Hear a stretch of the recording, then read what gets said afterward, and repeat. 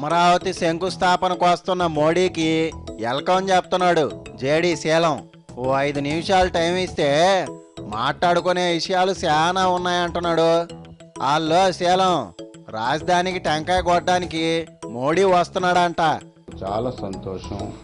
మేము మిమ్మల్ని వెల్కమ్ చేస్తున్నాము. ఎందుకంటే అది చాలా చారిత్రాత్మకమైనటువంటి ఘటన. మాకు చాలా సంతోషంగా ఉంది. మరైతే నువ్వు కూడా వచ్చి ఓ దండేసెళ్ళు. ఏదైతే ఆ రాష్ట్ర విభజన బిల్లులో ఉన్నటువంటి అంశాలన్నీ చాలా మంది ఆయన మీద చాలా ఆశలు పెట్టుకున్నారు.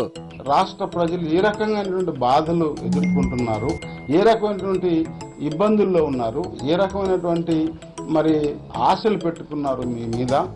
బాబుకి నువ్వు చెప్పాళ్లే, చెప్పి కంటతా వచ్చేసి ఉంటది.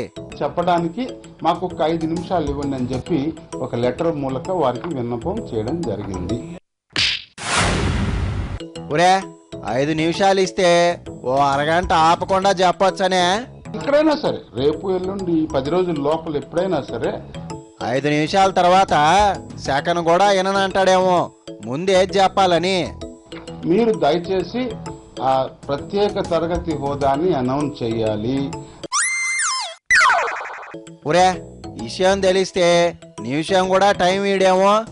కాంగ్రెస్ పార్టీ విభజన బిల్లులో పెట్టినటువంటి అంశాలు, అదేవిధంగా అప్పటి ప్రధాని రాజ్యసభలో చేసినటువంటి వాగ్దానాలు, ఆ రాజ్యసభలో 20వ తేదీన నిర్ణయాలు అయిన తర్వాత 1వ తేదీ మార్చి క్యాబినెట్లో చేసుకున్న నిర్ణయాలు, ఇవన్నీ అయితే టైం ఇస్తాడనే ఆశలు వదులుకో. కాంగ్రెస్ పార్టీ ఏదైతే భవిష్యత్తులో ఆంధ్రప్రదేశ్ సస్యశ్యామలంగా ఉండాలి, ఆంధ్రప్రదేశ్ వైజ్ఞానికంగా విద్యాపరంగా అన్ని రంగాల్లో ముందు ఉండాలి అనేటువంటి ఆ నమ్మకంతో అన్ని ప్రొవిజన్స్ పెట్టారులే. మంది కాకపోతే ఢిల్లీ దాకా దేకమన్నట్టు. రాజ్యాంగ పరంగా ఎన్నికైనటువంటి ప్రధానమంత్రి పార్లమెంటు సాక్షిగా చెప్పినటువంటి మాటలు మీరు దానికి విలువిస్తారా లేదా? మాటకి ఇలువాడుంది శీలమా, ఏదన్నా రాతలోనే ఉండాలా. పార్లమెంటు 4 గోడల మధ్య చేసిన నిర్ణయాలు మీరు కట్టుబడి ఉండరా? మీరు కేబినెట్ నిర్ణయానికి విలువిస్తారా లేదా? కుదరదనరు, సరేననరు, ఏం చేసుకుంటావో చేసుకో. Where there is a will there is a way, where there is no will there is survey. ఇట ఎవరికి అర్థం కాకుండా చేసే ఏడదాకా తెచ్చారు. ఏవేవో సాకులు చెప్పడం ఈసారి చేయరు అని చెప్పి మా నమ్మకం. వడ్డమ్మ బడవ, వాళ్ళ పార్టీ వాళ్ళకు కూడా లేదు ఇంత నమ్మకం.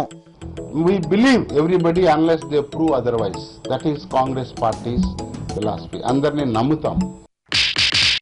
నీ నమ్మకం ఒమ్మైందనుకో ఏం చేద్దామని ప్రజల దగ్గరికి వెళ్ళి ఇదిగో ఇలాంటి వారు మనకున్నటువంటి పాలకులు చాలా దౌర్భాగ్యం మంది అని చెప్పే పరిస్థితి వస్తుంది. దీక్షలు చేస్తేనే దిక్కులేదు, నువ్వు వెళ్ళి చెప్తే ఏమవుద్ది? దీనికి రాజకీయాలు వద్దు, అందరం కలిసి మన ప్రజలకు రావాల్సినటువంటి హక్కులు సాధించుకోవటంలో సహకరించుకుందాం, రాజకీయాలు చేయొద్దు అనేటువంటిదే కాంగ్రెస్ పార్టీ మొదటి నుండి కూడా. పోనీ మీ టీం అంతా టెంట్ వేస్తే ఎట్టా ఉంటుందో ఆలోచించు. నెగిటివ్కి పోనండి, నేను చేస్తారు అనేటువంటి పాజిటివ్ దృక్పథంతో మేము అడుగుతా ఉన్నాం. మోడీ టైం ఇవ్వకపోయినా అట్టాగే తీసుకో.